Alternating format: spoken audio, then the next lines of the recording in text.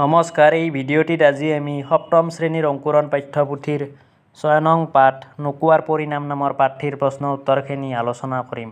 সেয়ে আপোনালোকে ভিডিঅ'টি প্ৰথমৰ পৰা শেষলৈ চাব। ১ নং প্ৰশ্ন, নাটিকাখনিৰ কথাখিনি কাহিনী আকাৰে কোৱা। ২ নং প্ৰশ্ন, নাটিকাখনিৰ সংলাপবোৰ অভিনয়ৰ যোগেদি শ্ৰেণীত উপস্থাপন কৰা। ৩ নং প্ৰশ্ন, ক সোণমিলি শৈলহঁতে কিয় বকুল ফুল বুটলিছিল? উত্তৰ: বিদ্যালয়ৰ শিক্ষক-শিক্ষয়িত্ৰীসকলক গ্ৰীষ্ম বন্ধ উপলক্ষে অনুষ্ঠিত হোৱা প্ৰীতি মেলত শ্ৰদ্ধা আৰু সম্ভাষণ জনাবলৈ সোণমিলি শৈলহঁতে বকুল ফুল বুটলিছিল। খ নং প্ৰশ্ন, চোৱাচোন ফুলবোৰ কিমান সতেজ আৰু জীপাল। কথাষাৰি কোনে কাক কৈছিল? উত্তৰ: চোৱাচোন ফুলবোৰ কিমান সতেজ আৰু জীপাল কথাষাৰি মালতীয়ে সোণমিলি আৰু শৈলবালাক উদ্দেশ্যি কৈছিল। গ নং প্ৰশ্ন, সাংস্কৃতিক অনুষ্ঠানৰ আৰম্ভণিত কোনটো গীত গাইছিল? উত্তৰ: সাংস্কৃতিক অনুষ্ঠানৰ আৰম্ভণিত শ্ৰী শ্ৰী মাধৱদেৱ বিৰচিত তেজৰে কমলাপতি নামৰ বৰগীতটো গাইছিল। খ নাচি থাকোঁতে কোন মূৰ্ছা গৈছিল? উত্তৰ: নাচি থাকোঁতে শৈলবালা মূৰ্ছা গৈছিল। ঙ শৈলবালাই ভুগি থকা বেমাৰটোৰ নাম কি? উত্তৰ: শৈলবালাই ভুগি থকা বেমাৰটোৰ নাম হ'ল মৃগী।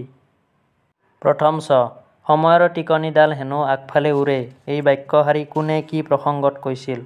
উত্তৰ: এই বাক্যশাৰী সোণমিলিয়ে বিদ্যালয়লৈ যোৱাত পলম হ'ব বুলি ভাবি কোৱা প্ৰসংগত শৈলবালা আৰু মালতীক কথাষাৰ কৈছিল। ৪ নং প্ৰশ্ন, প্ৰসংগ-সংগতি দৰ্শাই ব্যাখ্যা কৰা। কুসংস্কাৰ আৰু লোকনিন্দাৰ ভয়ত অনেক লোকে সন্তানৰ বেমাৰ লুকুৱাই ৰাখে, সময়ত ই হয়গৈ সৰ্বনাশৰ মূল। উত্তৰ: প্ৰসংগ।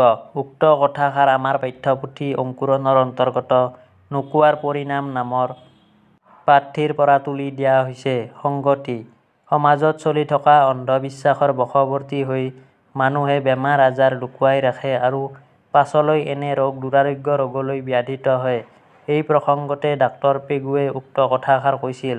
ব্যাখ্যা: শৈলবালা নৃত্যৰত অৱস্থাত হঠাৎ মূৰ্ছা গৈ বাগৰি পৰিছিল।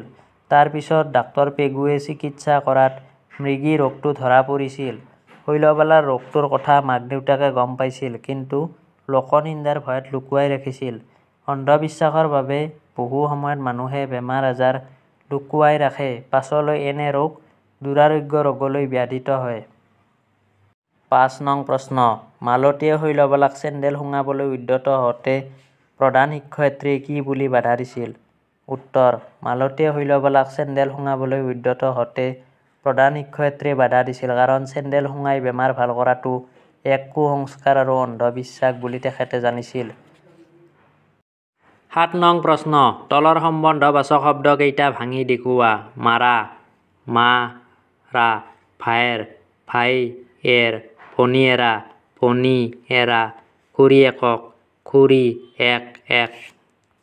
৮ নং প্ৰশ্ন, বাওঁফালে দিয়া শব্দবোৰৰ লগত সোঁফালে থকা নিৰ্দিষ্টতাবাচক প্ৰত্যয়বোৰ মিলোৱা। পাণ, খিলা, বহী, খন, ল'ৰা, টো, ছোৱালী, জনী, মহিলা, গৰাকী। ৯ নং প্ৰশ্ন, চোৱাচোন ফুলবোৰ কিমান সতেজ আৰু জীপাল।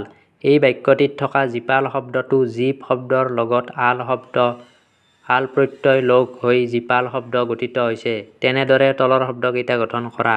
ৰস-আল, ৰসাল, ভয়-আল, ভয়াল, উম-আল, উমাল, খং-আল, খঙাল।